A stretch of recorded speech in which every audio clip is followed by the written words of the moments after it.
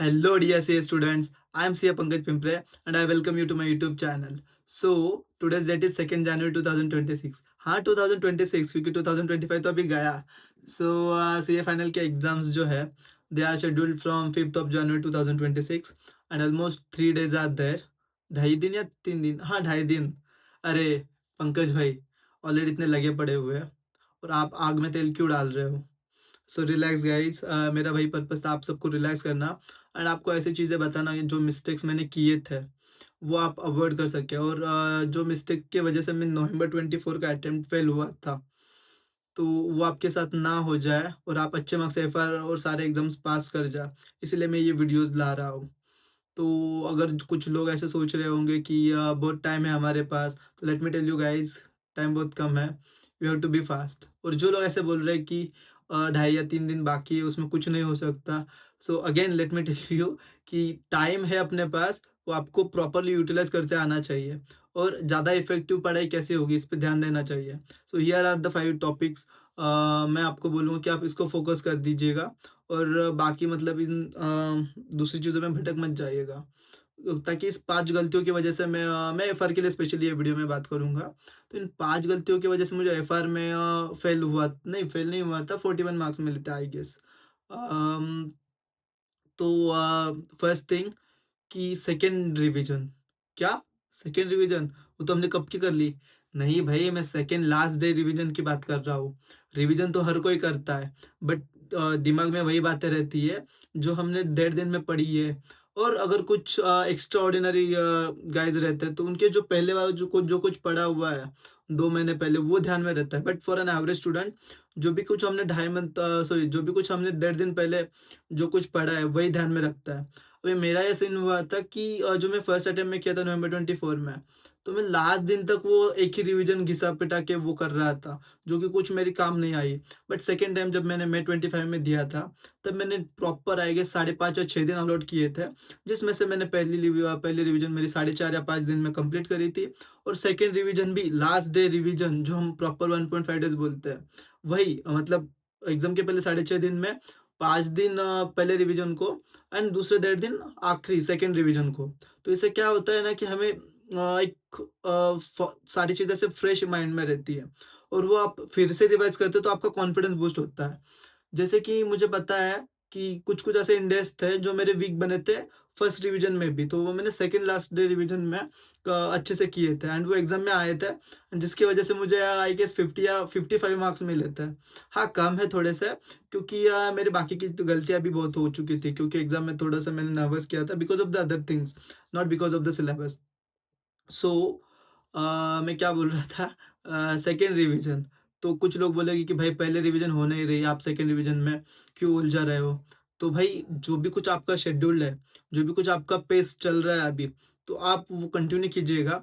But अगर कुछ आप थोड़ा-सा ज़्यादा दे सकते हो, अगर स्लीप सैक्रिफाइस करके या थोड़ा बहुत कुछ ऐसे बाहर का जो टाइम पास डिस्ट्रैक्शंस ये सब चीज़ें हैं, वो अगर आप कम करते हो और इसमें टाइम डाल देते हो, तो आप ये सेकंड डिवीज़न भी अटेम्प्ट कर सकते हो. एंड मेरा ऐसे हुआ था कि कुछ-कुछ इंडेक्स है, जो मेरे फर्स्ट डिवीज़न में थोड़े से छूट गए थे, कि मैंने बहुत ऐसे जल्दबाज़ी में किए थे.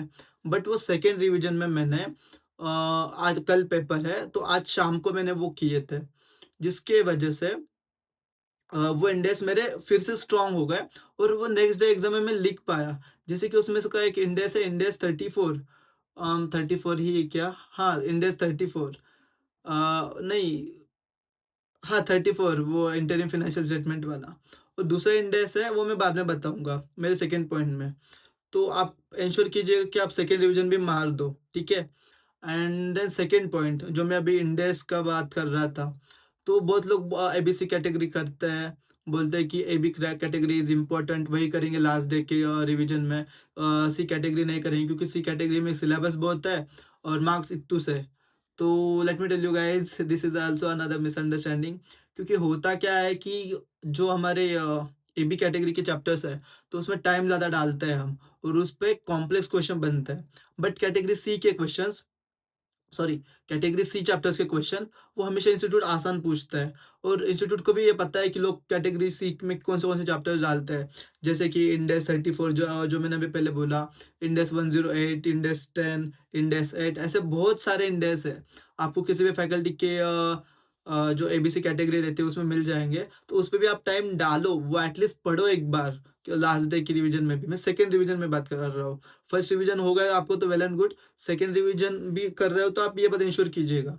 और जिनका अभी फर्स्ट रिवीजन ही चल रहा है और उन्होंने सेकंड रिवीजन शेड्यूल नहीं किया, तो लेट मी टेल यू कि आप ये चीज़ें इंश्योर कीजिएगा कि आपके फर्स्ट रिवीजन में भी वो अच्छे से हो जाए, ठीक है? ताकि होता क्या है कि इंस्टीट्यूट इतना आसान क्वेश्चन पूछता है और हम उसको कुछ रिवाइज करते नहीं है। हाँ, करते हैं वो अपने 1.5 महीना पहला, कि जब डीटी और आईडीटी के पहले जो कुछ रिवीजन होता है, वो करते हैं वो अलग से, बट वो याद नहीं रहता इस केस में, क्योंकि एग्ज़ाम में हम ऑलरेडी थोड़े से नर्वस मोड में रहता है। तो उसमें ऐसा बात है कि आप ये इंडेक्स पर भी ध्यान रखिएगा, क्योंकि नवंबर 24 में मेरा वही हुआ था।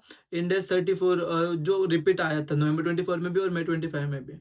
नवंबर 24 मैंने एग्ज़ाम के जस्ट पहले किया था। आई गेस अराउंड एग्ज़ाम था 2 बजे और मैं गया था वहाँ पे 12:30 बजे, और 10 या साढ़े 10 बजे मैंने वो इंडेक्स किया था। बट मेरे को कुछ मैंने अच्छे से नहीं किया था, मैंने खाली जो वो कॉन्सेप्ट्स रीड किए थे और प्रॉब्लम्स देखे ही नहीं थे। तो वही मेरी गाड़ी अटक गई और इंस्टीट्यूट ने पूछ लिया वो क्वेश्चन, और मेरे को वो इंटरिम फाइनेंशियल स्टेटमेंट का ही क्वेश्चन था। तो उसका मुझे कुछ आता ही नहीं था। मैंने वो पूरा क्वेश्चन ड्रॉप किया। मैंने घर में बाद में एग्ज़ाम होने के बाद मैंने वो मेरे सिलेबस में देखा, तो भाई काफ़ी आसान क्वेश्चन था, तो लुट गए मेरे 5 मार्क्स। तो ऐसी चीज़ें होती है। तो आप इंश्योर कीजिएगा कि ये जो सी कैटेगरी इंडेक्स है, वो भी आप आपके रिवीजन में इनकॉर्पोरेट कर लीजिएगा। Third and the most important, जो मे बी बहुत लोग आपको नहीं बता बहुत कम लोग आपको बता सकते हैं, वो है don't prioritise business combination and consolidation chapters, not chapters, index.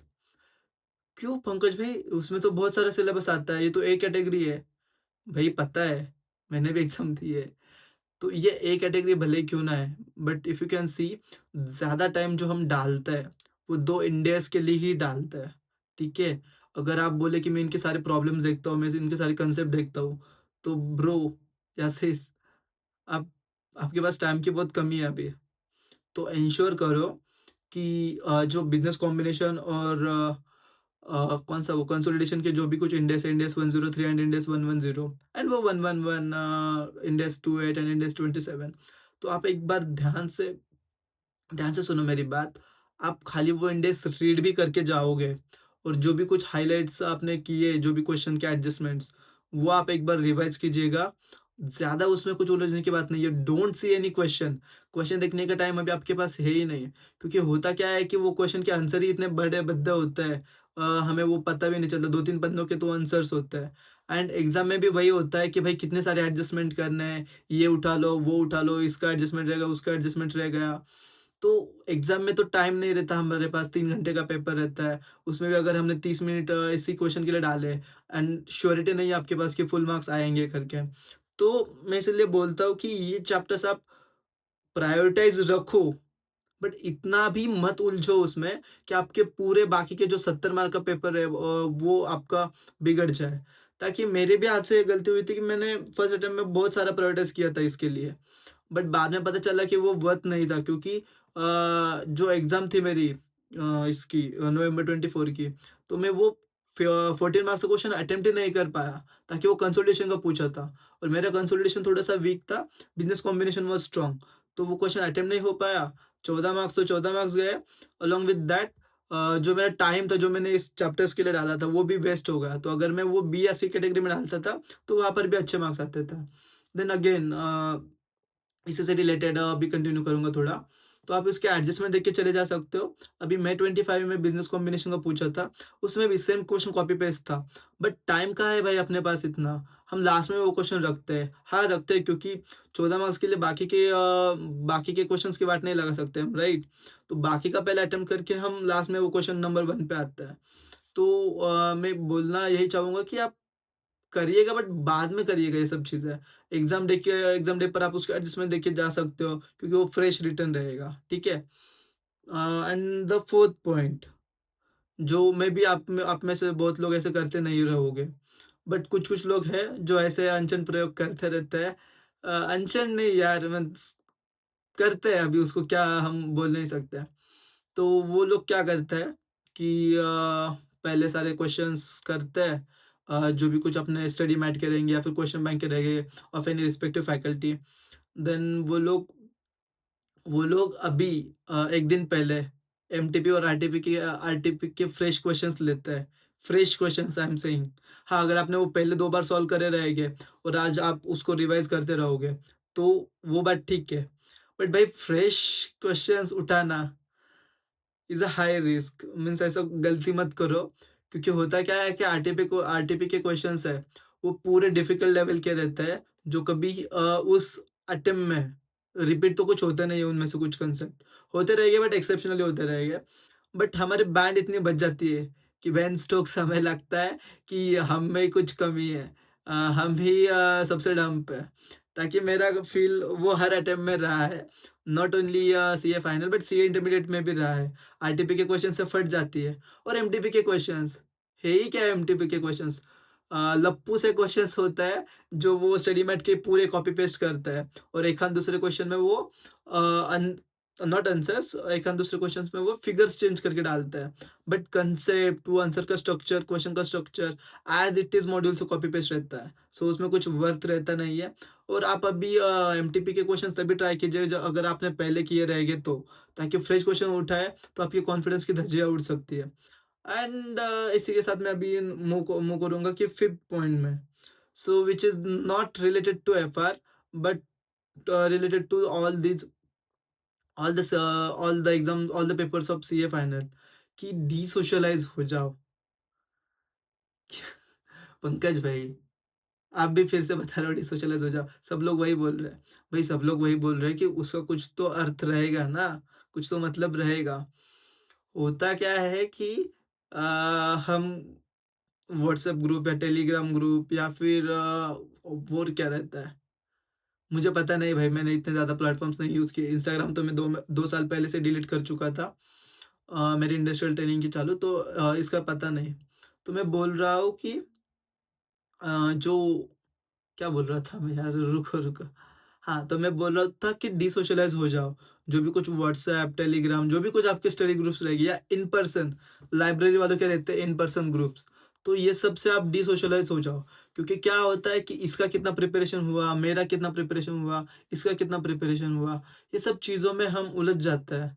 और अगर स आगे वाला बोला कि मेरा अच्छा खासा प्रिपरेशन हुआ है, तो मेरी बैंड बच जाएगी फिर। अगर वो बोल रहा है कि मेरा इतना हुआ, तेरा अभी तो कुछ नहीं हुआ, बच गई मेरी बैंड। और एक सीनियर का एक्सपीरियंस है कि मुझे सब आता है, बट आगे वाला मुझे बोल रहा है कि तूने अभी तक कुछ पढ़ा नहीं है, इसलिए मैं फेल हो जाता हूँ। ये मेरा केस नहीं है, सीनियर का केस है। तो वो मुझे बताता है कि एग्ज़ाम के पहले किसी से भी बात मत करो। तो मैं 25 में फॉलो किया था। आई स्टिल रिमेंबर, मेरा व्हाट्सएप डिलीटेड था, वो आई गेस मैं 2-3 महीने पहले ही किया था। इंस्टाग्राम तो पहले से ही था। टेलीग्राम भी मैंने 20 दिन पहले, 10 या 20 दिन पहले डिलीट किया था।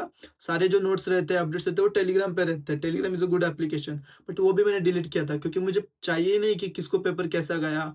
जो भी कुछ फ्रेंड था जिसको मैं कॉल करता था, वो भी बंद। सिर्फ़ मैं अकेला सीए स्टूडेंट हूँ बस, और जो एग्ज़ाम सेंटर में मिलेंगे उनसे भी बात मत करो, हाँ। वो मैं फर्स्ट डे ऑफ एग्ज़ाम को बता दूँगा।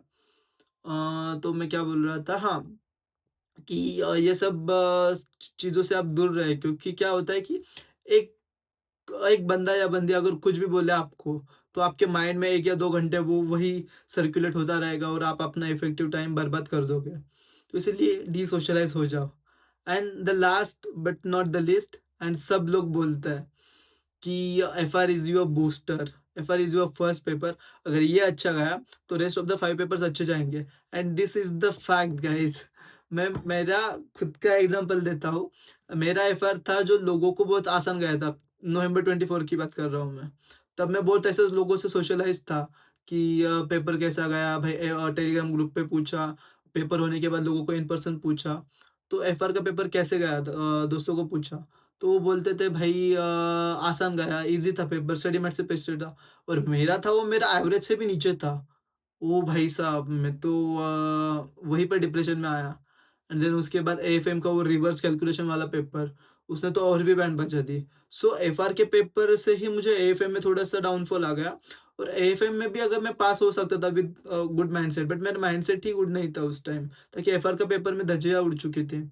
तो एफआर अच्छा नहीं जाने की वजह से मेरा एएफएम भी अच्छा नहीं गया और ये दोनों पेपर की वजह से मेरे पूरे चारों सब्जेक्ट आगे के गिर गए।